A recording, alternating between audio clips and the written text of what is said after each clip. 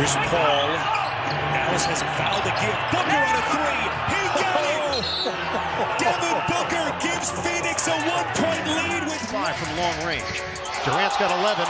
Craig goes down. Durant has got a highlight. Remaining. Tatum drives down and throws it down.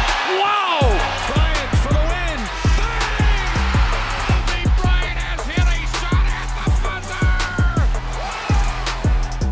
And welcome back, everyone, to the Sports Bits podcast. I am finally back. For this episode. Sadly, I don't know for how long. A lot of stuff has come up in my life. So I might have to take a reduced or step down from the producer role for this podcast.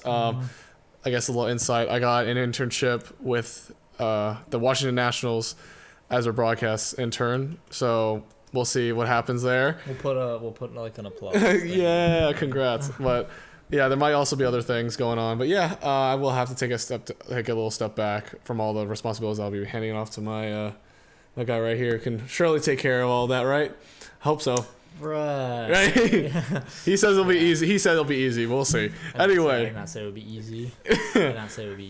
But it'll be a lot of work. But it's a fun time. No, I definitely enjoy have it. my work cut out for me. Makoto is a great producer, so definitely unfortunate. But all two of us, because it's only really me and James, other than you, in the Sports Bits family, are very happy for him. Yeah. Yeah. But so enough about you. Yeah. Let's get right into it. Let's get more into about him because he has his team to talk about in the news today. Oh, yeah. I was like, what are we talking about? Yeah, exactly. Exactly. Okay, so we're recording this on Friday. I'll just take this real quick. For it. So we're recording this on Friday, March 11th. Last night was probably one of the biggest games of the regular season where the Nets go into Philadelphia, play the 76ers. Ben Simmons back in Philadelphia in where do they play? Wells Fargo Arena? Where? They played Philadelphia Wells Fargo. So Wells Fargo Arena. He's back there for the first time since the infamous just debauchery. I don't even know like how else you can describe it. Indeed. His little fumble, I guess you could call it. Exactly. Since the playoffs. So he's back in Wells Fargo Center. Fans absolutely give it to him, of course. He's sitting on the bench. He's not even playing, right? He's wearing a Louis Vuitton sweater. Yep. And fans are just absolutely ripping into him. And he took it surprisingly well, I thought. He was kind of just sitting there and didn't really seem to do much.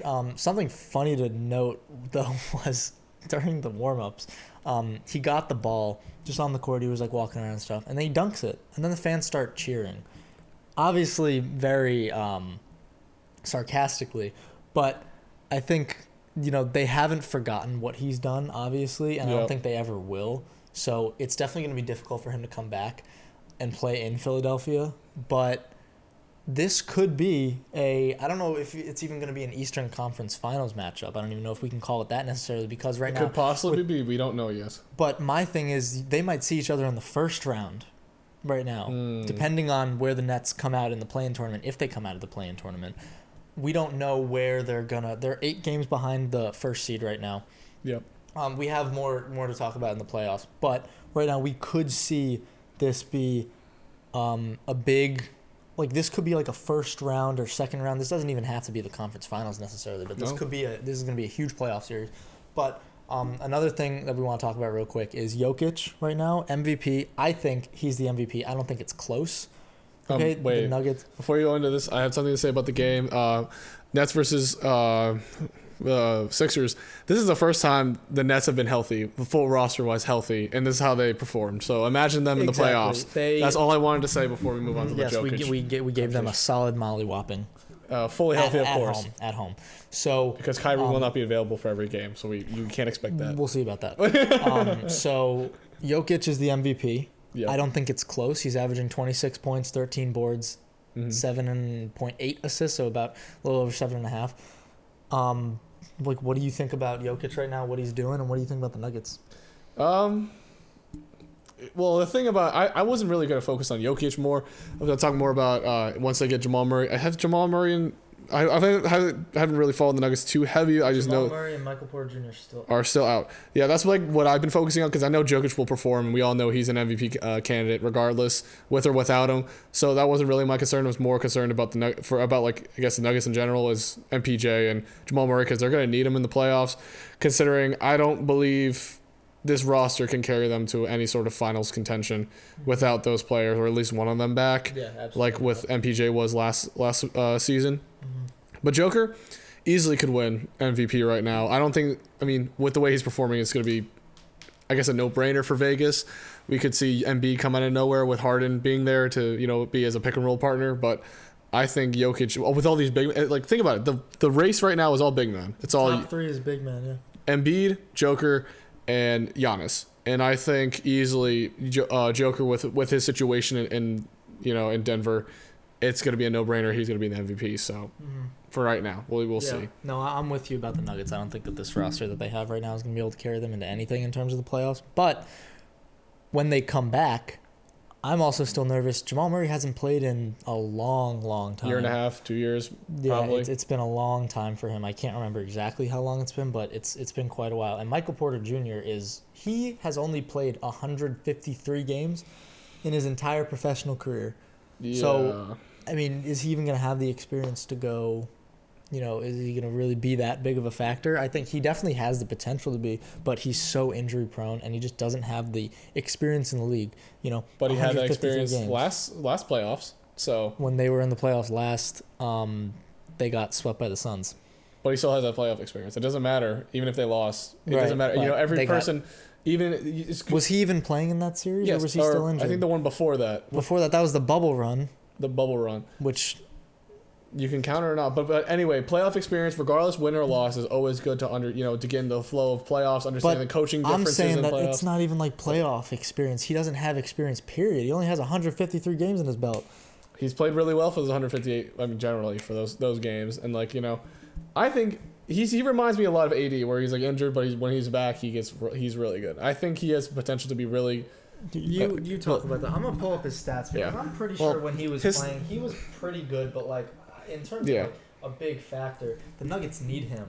No, he's great. Is he really gonna be that thing that they need to push them?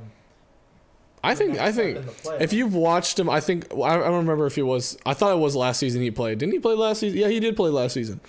Point being, when I saw him last season in pick and roll with Jokic, it was amazing to watch. No one was able to stop them.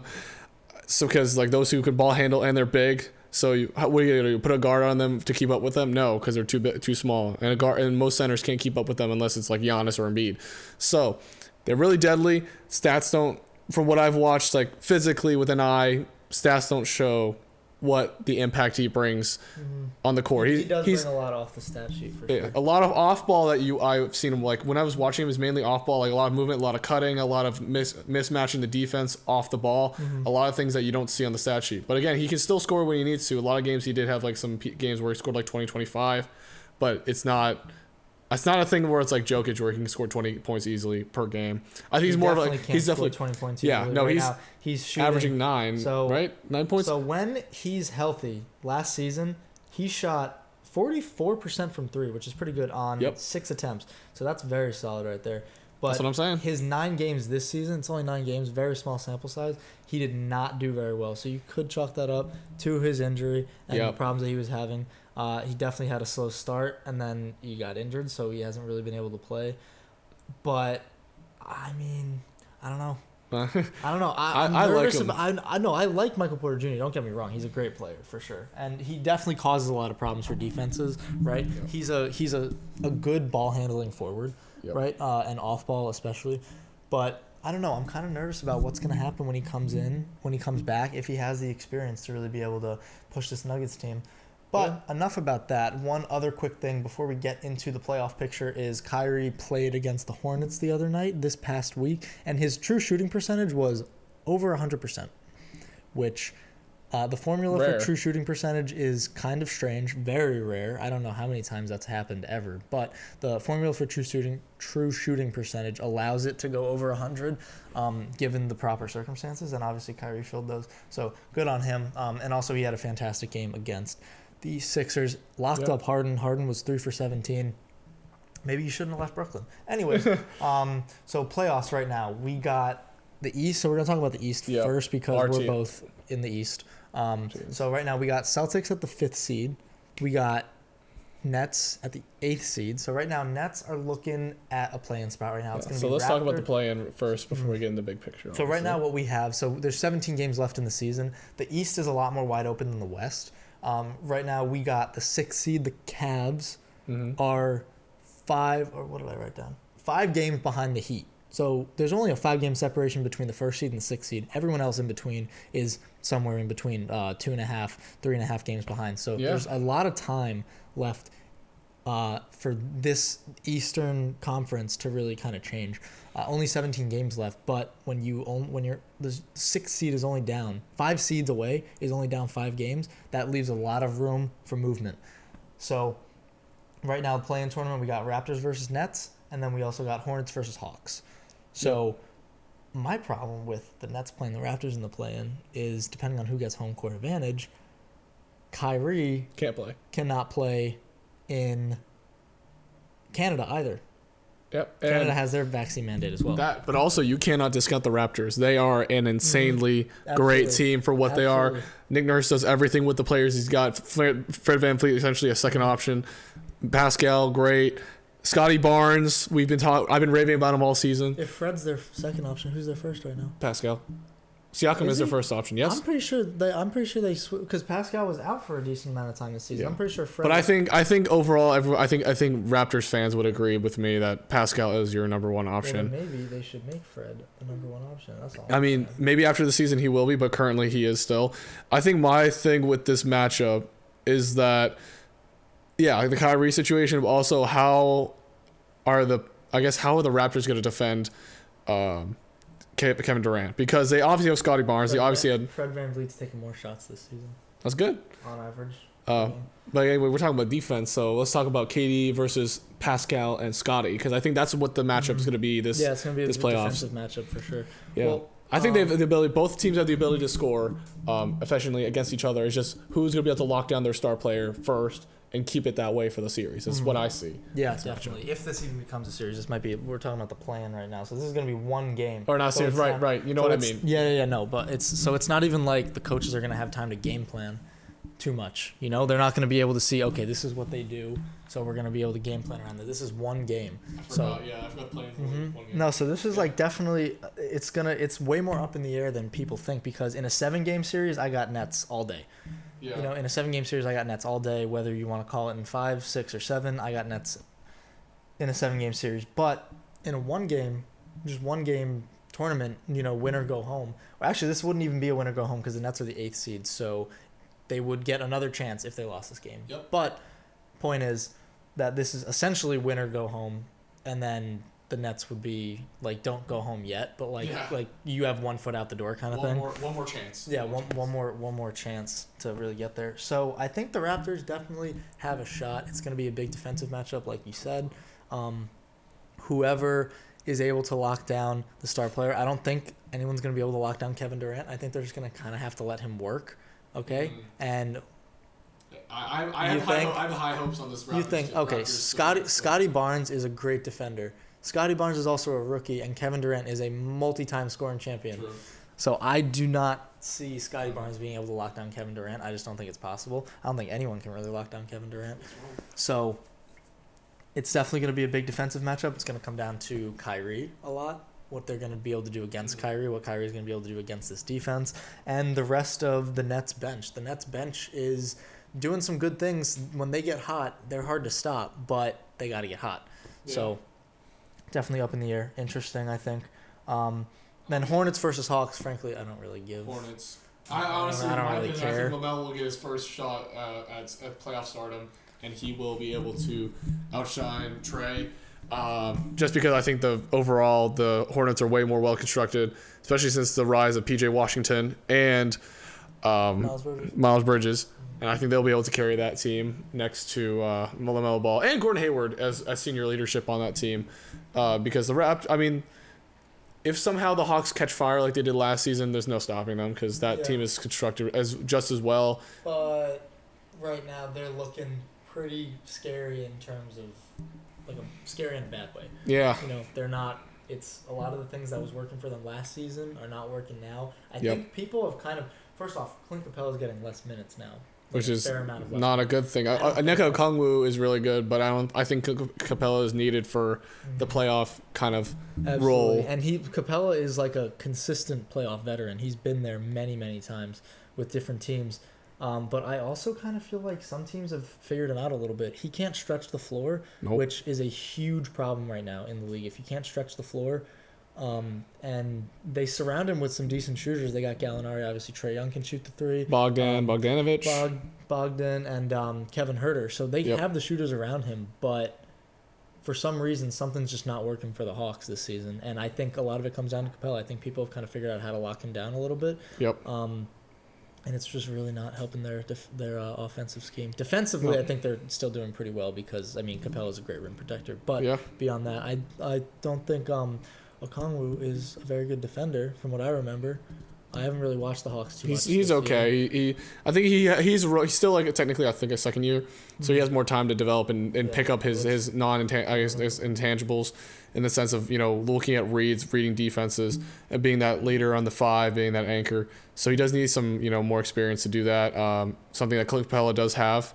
Capella does have it compared to Okongwu. So I think for me right now with this play, and I'm going to end this with this. I think it's going to be Nets is the safest bet, but if I had to pick a dark horse, I think the Raptors are going to go out there as a dark horse out of the being the best team out of the play-in, kind of thing. Not like they're win the whole play-in, but they're the best team in the play-in as my dark horse pick. Yeah, so. Dark horse pick. No, definitely. I think the Raptors have something going for them. Personally, I think if the Nets aren't coming out, I think it's going to be the Hornets. Personally, but we'll see what happens. We already kind of talked about this, but in terms of big picture for the playoffs, the East is wide open. Yep. 6th seed is only 5 games behind number 1, so we got a lot of room for movement with these 17 games left. Yeah.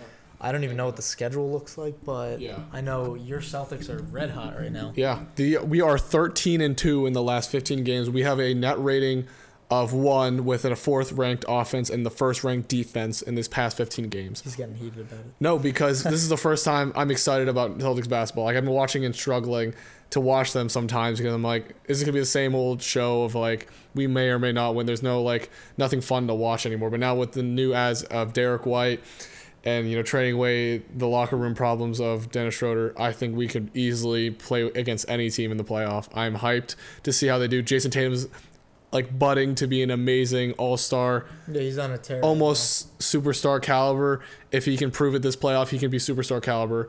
But we'll see. I think the Celtics have a great opportunity to step it up. With everybody else, it's pretty basic because Miami's going to be great as it is because they have a great coach and a great roster built around them. Milwaukee, we all know what they can do. They can easily win another championship if they want to. Philly with Harden, another great team. Those two alone are people are comparing them to Shaq and Kobe, but even though Shaq says not even close. Shaq says F no, this ain't it. But it's not close because Shaq and Kobe they won their 3 championships. Yeah, but they're drawing a comparison, not in sense of winning, but the play style they play. Not even just the play style, okay. But Harden has consistently disappeared in big moments his entire career, and last night on Thursday he disappeared again. He was 3 for 17. Yep. So when it comes time for the playoffs, also I would know this better than you because he was on the Nets. Yeah. He has disappeared. He was injured during that playoff series, but he just disappears and he's kind of a non-factor. And Chuck said it really good last night. He said when you're a star player in the playoffs and it comes down to these big moments, you don't have to play the best basketball of your life, but you can't play bad. And James Harden last night was bad. So East still wide open, but I'm having some doubts about the Sixers now. I've really had them as a front runner in the East, but I'm having a lot of doubts now. Honestly, I think one thing I would love to see is this is my little fandom going, but can this be the last comment before we move on to the West? No. Do you have something else to say? No, I'm kidding you. Okay. My last thing is I want to see the Celtics and Bulls again in the finals. That would be a great I guess a historical thing. I guess nostalgia for me to see the Bulls and Celtics go at each other again. back in the olden days with, Larry Bird and Michael Jordan. This could be fun seeing, DeMar DeRozan, the dark horse MVP candidate, and Jason Tatum, the almost budding superstar, going at each other. I got to watch that game live with Lonzo injured in person, I think in January. It was a fun game to watch, and I really want to see this in the playoffs. So that's my last thing with the East. Otherwise, you can bet on any of these teams, I'll be honest. I don't think there's any team that stands out to me personally. So... Yeah, no, the East is definitely looking good right now. Hold on, I got to pull up right now because the Bulls are having a really good regular season. Yes. But I did see something where last time I checked, they were, they had a significant losing record against teams 500 and above. So they beat bad teams, but they are not able to get the win against these good teams. Yeah. So You're welcome to look for that while I talk about the West. Please. So the West, in the play-in currently, we have the Wolves versus Clippers and Lakers versus Pelicans. It's surprising to see the Lakers in the play-in. Hold on before you continue. Okay. Sorry. So the Bulls are 12-19 against 500 and above. So they have a losing record against 500 and above. They're 28-7, 500 and below. So obviously they beat the bad teams, but when it comes to the good teams, the Bulls just can't get it done. I think I'm surprised that the Celtics have a better record against over 500 teams than the Bulls.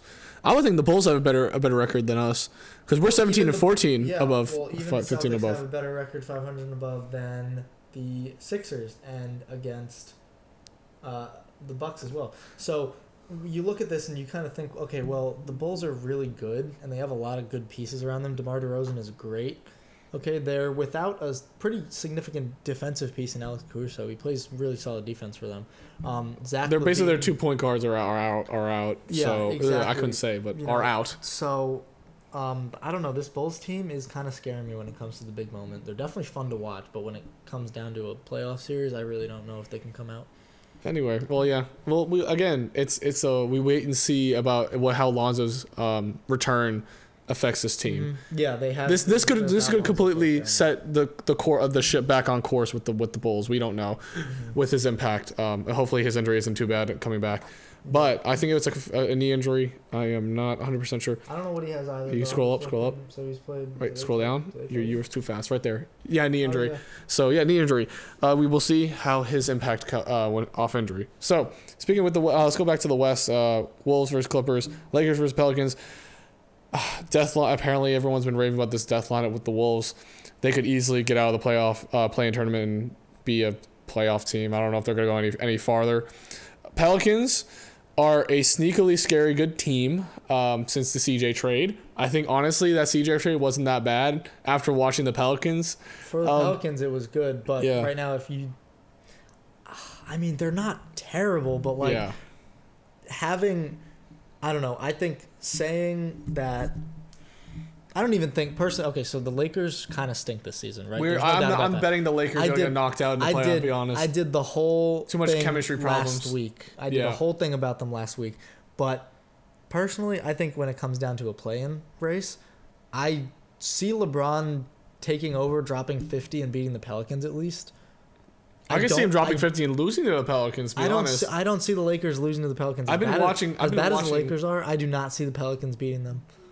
I've been watching this Pelican team. I actually have hope that this Pelican team can actually upset the Lakers. I think the Lakers are still favored.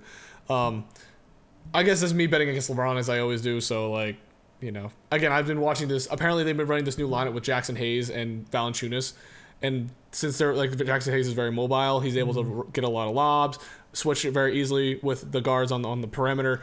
It's been really fun to watch this team, and I think they could match up really well, especially if 80's back. Yeah, I don't think you should count them out. No, but excuse me. I don't know, man. I'm nervous about the Pelicans. They got a lot of problems. Anyways, so past the West Play-in tournament, I don't want to go too much into that. So in terms of big picture right now, the Suns already clinched their playoff spot. Yep. 17 games left in the season, they already clinched their playoff spot. I think this is a set in stone 3 teams right now. Yeah. Grizzlies, Suns, and Golden State Warriors.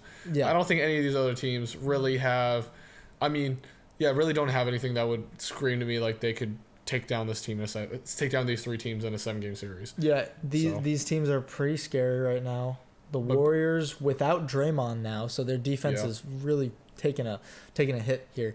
But right now, the Suns are just running away with everything. I mean, they are blowing teams out left and right. They only have 13 losses on the season, and the next 2 seeds, the Grizzlies and the Warriors, who have the same record, are 8.5 games behind the Suns. There's an 8.5. That is a bigger gap than between the 1st seed and the 6th seed in the East.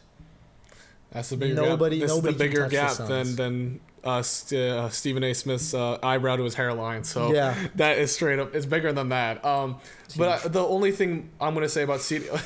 Can I call him out like that? I always do. Anyway, the only thing I notice about this is that Memphis will actually, if they stay in the 2 seed, they will dodge the Suns, and then Golden State will have to play the Suns in the semifinals.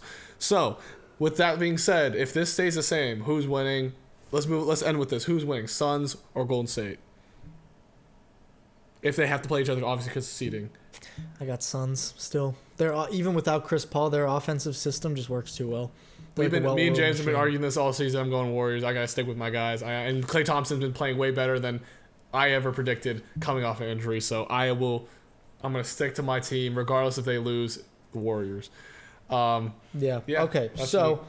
before we get into our next segment, which is a little bit fun, Yeah. just want to say Absolutely. real quick. Fix the mic. There we go. fix that. Okay. So make sure you leave us a 5-star review. Hit that subscribe button if you're on YouTube. Hit the like button.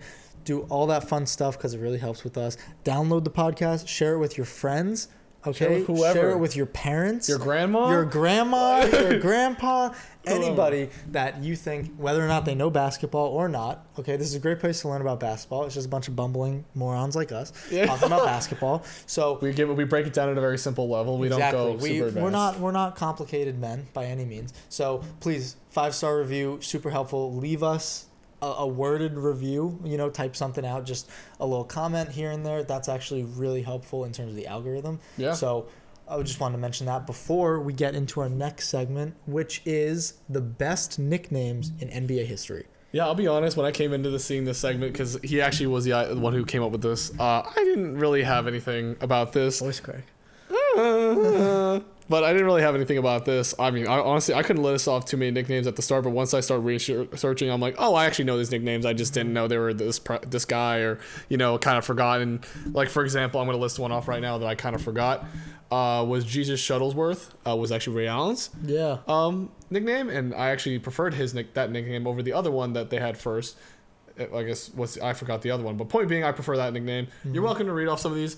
And we're gonna we'll just decide which one's the best one at the end. So a lot of great nicknames in the NBA, right? You got the Big Ticket, I think, is a fantastic one. Yes. Kevin Garnett really just embodies like kind of everything about him. Yes, sir. Huge monstering man, right? Then you got the Babyface Assassin, One of my favorites of all time. IT. So that's great. I think they actually call Steph Curry the Babyface Assassin as well, but obviously We all know the original. The OG is Isaiah Thomas on the Pistons. Oh, there you go. Sugar Ray. Sugar Ray is his name that everyone called him, Sugar but Ray. See, Jesus Shuttlesworth is I better. don't even think do you even want to be known by Sugar Ray? Sugar Ray is like a mediocre band. I don't know if that's. But also, you're I don't know if comparing that's Sugar Ray Leonard, I don't know if the that's a hot take famous or not. boxer. So I was thinking of the band, but that too. either way. So Babyface Assassin, I think that's a really good one because like IT compared to the rest of, especially his teammates, Yes. he was a very small guy. small guy, and his You know? face looked like a baby face. That's why Absolutely, yeah, it definitely embodied his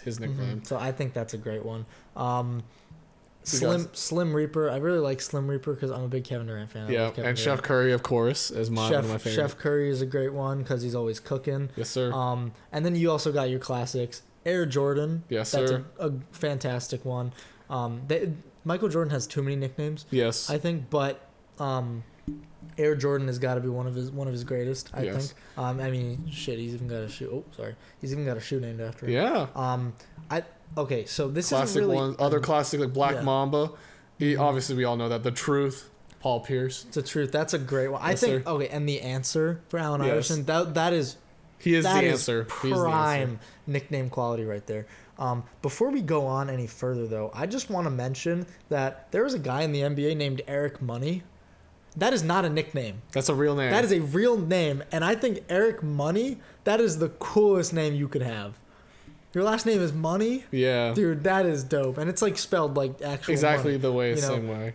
So, I don't know. I think that nicknames aside, like all these nicknames are great, but Eric Money is one of my favorite names in the entire history of the NBA. Yeah. Actually, do you want to go into the nickname? Apparently okay. he wrote down this name. I was looking at Basketball Reference and I found this one and it makes sense. Now Makoto was like, "Who is that?" And I was like, "I'm gonna make you figure it out while we're recording." So the Nick Killer. Who do you think is the Nick Killer? And I've had time to ponder on this the whole podcast. I think it's Kevin Knox.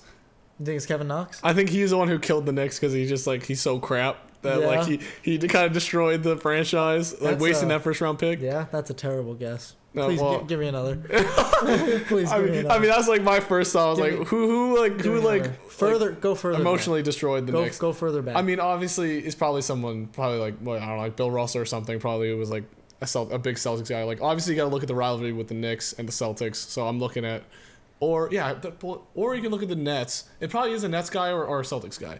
That's what my thing, because the two, it has to be a rival of the Knicks, right? So that's my thinking, my thought process. I'm surprised that you didn't say Trae Young. I'm surprised that didn't come to your head because he did. This is a recent thing. No, it's not. So I'm surprised that you didn't say Trae Young. But I just know him as the villain. According to Basketball Reference, the Nick Killer is Reggie Miller. Huh, interesting. Do you not? I don't. I mean, come on, that was. Oh, that was the choke. That was the Knicks. That was against the Knicks. He did that to Spike Lee. Yeah. Oh, that was against the Knicks. Yeah. Oh, okay, that makes sense. See, that clearly shows I did not watch many Reggie Miller games. Well, I mean, not even me either. I haven't watched much of Reggie Miller, but I mean, damn, yeah. I thought that was like the most famous thing. He literally does this. I think the most. I think Lee. the most famous thing is the answer. Oh, not the answer. The answer is Allen Iverson, right? Yeah. Yeah. Well, the answer with stepping over Ty Lue, I think, is the most disrespectful thing I've ever seen. That was heinous. Reggie Miller was pretty disrespectful to Spike Lee, but that was the most heinous thing I've ever seen on a basketball court. That was disgusting. And also the Shaq dunk. He Mike dunked Dunleavy? and Mike Dunleavy and just pushed him off. I'm like, that's over. Dude, that was just terrible. And so I think I have a few more I want to list off. Yeah. Hick from French Lick. That is the great Larry Bird. Of course. From French Lick, Indiana. From French Lick, Indiana. We have Hoya Destroya, Patrick Ewing, Georgetown legend. We are actually in the DC area, near the DC area, so Hoya Destroya, I had to include it. Houdini from the Houdini of the Hardwood, Bob Cousy. I actually watched a lot of highlights from Bob Cousy, and I love his play style. That definitely describes and embodies his play style. I mean, he moved like a wizard, like a magician. Exactly. He's got the all-time record for assists in a game with 30. I'm pretty sure. Exactly. So, yeah. And Dr. J, Julius Erving, right? That's correct. Am I correct? Yeah. That's Julius Erving. But overall, with all these, I think my favorite.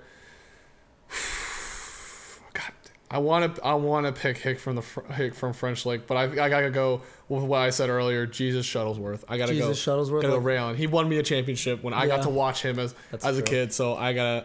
There's a little bit of. There's a lot of nicknames that we left out here. Yes.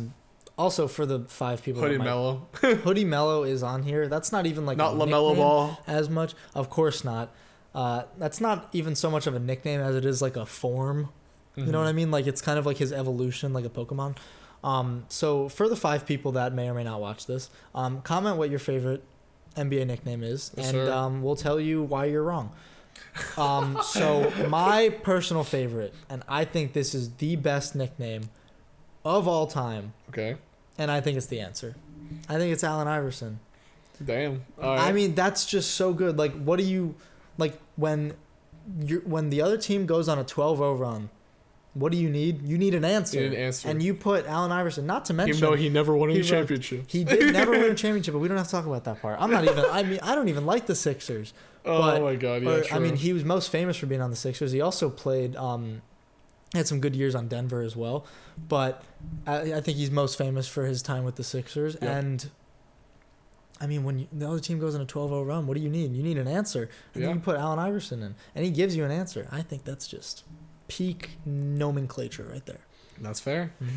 I can't disagree with that, but I have a lot of emotional value of why I picked Ray Allen. But also honorable mention to Karl Malone as the mailman. Yeah, solely because the reason why they call him the mailman because he always delivers. Yes, I think yes. I think that's awesome. Honorable mention. Except for on Sundays because you don't, U.S. Like Chick-fil-A, you are US closed on Sundays. Exactly, and also, no mail on Sunday unless Exactly. you're Flo Rida. So, I think that pretty much does it for us. Thanks for tuning in. Let us know what your favorite nickname is. Let us know what you think about the playoff picture right now. I think the East is really wide open. The West, I think, is pretty set in stone. But let us know what you think is going to go on in the East. Leave us a 5-star review. Check us out at sportsbitspod.wordpress.com. Yes, sir. The website. There you go. Check us out at sportsbitspod on Twitter, Instagram. 5-star review. I already said that. Give us a like. Give us a subscribe. All that good stuff. Thank you for tuning in. And that's we it will for this see week. y'all next week. Peace. Peace.